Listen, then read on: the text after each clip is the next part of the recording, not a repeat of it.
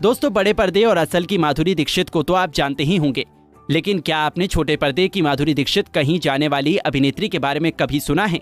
अगर नहीं तो आज के इस वीडियो में हम उसी छोटे पर्दे की माधुरी दीक्षित कही जाने वाली अभिनेत्री की जीवनी लेकर आए हैं, जिसने अपने अभिनय से कई दर्शकों का दिल जीता है। इतना ही नहीं, अपने एक किरदार की वजह से वो घर घर में मशहूर भी हो गई हैं। दोस्तों, हम बात कर रहे हैं टीवी सीरियल और फिल्मों में अभिनय करने वाली मशहूर अभिनेत्री निक्की अनेजा के बारे में, जिन्होंने 90 के दशक में पहली बार बॉलीवुड में कदम रखा और महज एक फिल्म में अभिनय करके वो अचानक ही यहाँ से गायब हो गई। कई लोगों को तो उनका नाम तक नहीं पता था कि वो कौन है, लेकिन आज के समय में उन्होंने अपने अभिनय से काफी नाम कमाया है। हालांकि उनके चाहने वालों को अभी ये नहीं पता है कि आखिर वो इतने साल कहाँ रहीं और वो क्या वजह थी जिसके चलते उन्होंने अचानक ही फिल्म इंडस्ट्री को छोड़ दिया था। तो आज के इस वीडियो में हम उनके जीवन से जुड़ी कुछ ऐसे ही रहस्यों से पर्दा उठाने वाले हैं जिनसे काफी लोग अनजान हैं। तो पूरी कहानी जानने के लिए इस वीडियो के अंत तक बने रहें। उनका जन्म 26 सितंबर साल 1972 को माया नगरी कही जाने वाले शहर मुंबई में एक हिंदू परिवार में हुआ था। उनका पूरा नाम निक्की अनेजा वालिया है और उन्होंने मुंबई के एक स्कूल से ही अपनी शुरुआती पढ़ाई पूरा किया। उसके बाद उन्होंने आगे की पढ़ाई पूरी की।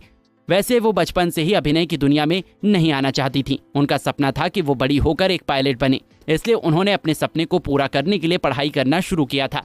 लेकिन कहते हैं ना कि अक्सर जिंदगी में वो नहीं होता है जो हम बनना या करना चाहते हैं। ठीक इसी तरह उनके साथ भी हुआ। दिखने में वो काफी खूबसूरत थी और उन्हें अपने पॉकेट मनी के लिए खुद पैसा कमाना था, इसलिए उनके चचेरे भाई ने उन्हें मॉडलिंग करने की सलाह दी। अपने भाई की बात मानकर उन्होंने मॉडलिंग करना शुरू किया और मॉडलिंग करते करते वो काफी लोकप्रिय होने लगी। इतना ही नहीं, साल 1991 में वो मिस वर्ल्ड यूनिवर्सिटी में रनर अप भी रही थी, जिसके चलते उन्हें साल 1991 से लेकर 1992 तक शांति के लिए वर्ल्ड एम्बेसडर बनाया गया था। आपको बता दें कि वो साल 1994 में फेमिना मिस इंडिया की जज रही थी। फेमिना मिस इंडिया में जज रहते हुए उन्होंने ऐश्वर्या राय बच्चन और सुष्मिता सेन को चुना था। उन दोनों ने उसमें इंडिया को रिप्रेजेंट किया था और आगे चलकर ऐश्वर्या राय ने मिस वर्ल्ड और सुष्मिता सेन ने मिस यूनिवर्स का खिताब भी जीता था। और दोस्तों, यही वो साल था जब निक्की अभिनय की दुनिया में आई। साल 1994 में उन्होंने बॉलीवुड में कदम रखा और फिल्म मिस्टर आजाद से अपने अभिनय करियर की शुरुआत की। इस फिल्म में वो एक सहायक भूमिका में दिखाई दी। इस फिल्म के निर्देशक टी रामा राव थे। इस फिल्म के मुख्य किरदार के रूप में अनिल कपूर थे और उनके साथ अभिनेत्री चांदनी थी। इसके अलावा फिल्म में कई अन्य सहायक कलाकार थे, जैसे राज बब्बर, दीप्ति नवल, शक्ति कपूर, इशरात अली, कादर खान, रजा मुराद और आलोक नाथ। इस फिल्म में निक्की ने इंस्पेक्टर शालू की भूमिका निभाई थी। इस फिल्म के गाने दर्शकों को पसंद आए। साथ ही इस फिल्म ने भी बॉक्स ऑफिस पर लगभग औसत कमाई किया। इसमें उन्होंने बेहतरीन अभिनय किया था, लेकिन इस फिल्म के बाद वो अचानक से गायब हो गई। हालांकि साल 1998 में मोहरे और 1999 में वो फिल्म चॉकलेट में नजर आई थी, जो कि उनकी दूसरी और तीसरी फिल्म थी। इसके बाद वो काफी लंबे समय बाद फिल्मी दुनिया में नजर आईं। दोस्तों, खबरों के मुताबिक वो अपने परिवार को अधिक समय देने लग गई थी, इसलिए उन्हें फिल्मों में काम करने का समय नहीं मिल रहा था।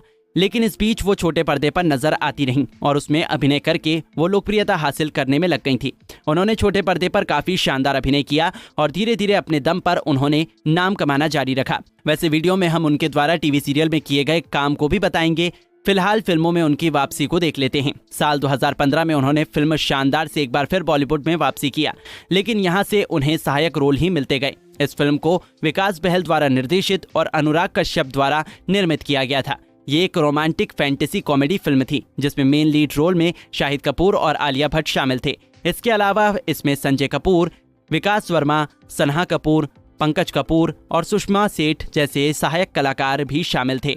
वहीं पर निक्की ने गीतू अरोरा की सहायक भूमिका निभाई थी। इसके गानों को तो शुरुआत में थोड़ा बहुत पसंद किया गया था, लेकिन इस फिल्म के स्टोरी को दर्शकों द्वारा अच्छी प्रतिक्रिया नहीं मिली। आलोचकों ने तो इस फिल्म के स्टोरी को एक यूट्यूब स्क्रिप्ट से कंपेयर किया था। महंगे बजट से बनी ये फिल्म बॉक्स ऑफिस पर बुरी तरह पिटी।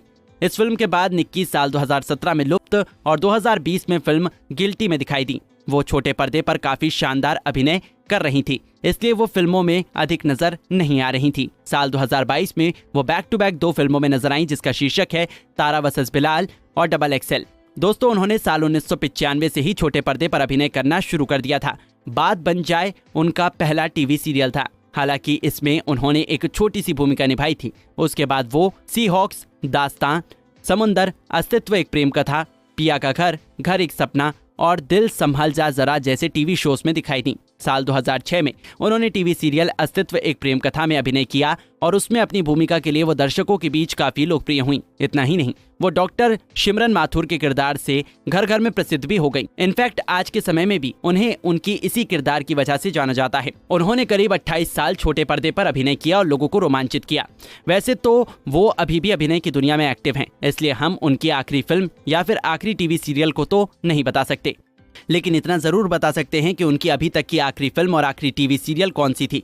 साल 2022 में फिल्म डबल एक्सल के बाद वो अभी तक किसी और फिल्म में नजर नहीं आई। इसके अलावा दिल संभल जा जरा में अभिनय करने के बाद वो किसी और टीवी सीरियल में नजर नहीं आई। आपको बता दें कि उन्होंने कई सारे वेब सीरीज में भी अभिनय किया है। उनकी निजी जिंदगी की बात करें तो वो शादीशुदा हैं और अपने निजी जिंदगी में बेहद ही खुश है। उनके पति का नाम सोनी वालिया है, जिनसे उन्होंने साल 2002 में शादी किया था। वे वालिया ग्रुप के मैनेजिंग डायरेक्टर हैं। खबरों के मुताबिक शादी के बाद वो अपने पति के साथ यूके में सेटल हो गई थी, लेकिन अपने अभिनय करियर को कंटिन्यू रखने के लिए वो वापस इंडिया आकर रहने लगी थी। उनके 2 बच्चे हैं, एक बेटा और एक बेटी। दोनों ही जुड़वा हैं। बेटे का नाम सियान वालिया है, जबकि बेटी का नाम सबरीना वालिया है।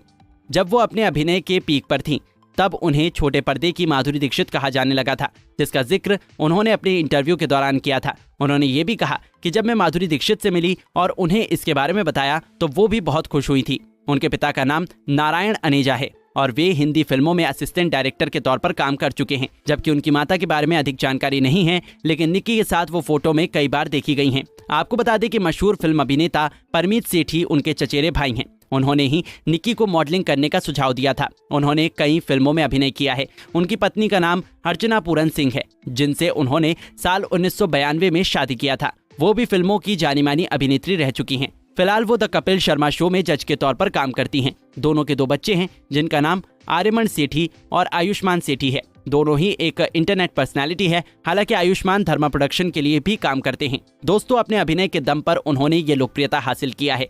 कभी पायलट बनने का सपना देख रही निक्की को शायद पायलट बनने के बाद ये मुकाम हासिल नहीं होता जहां पर वो आज हैं।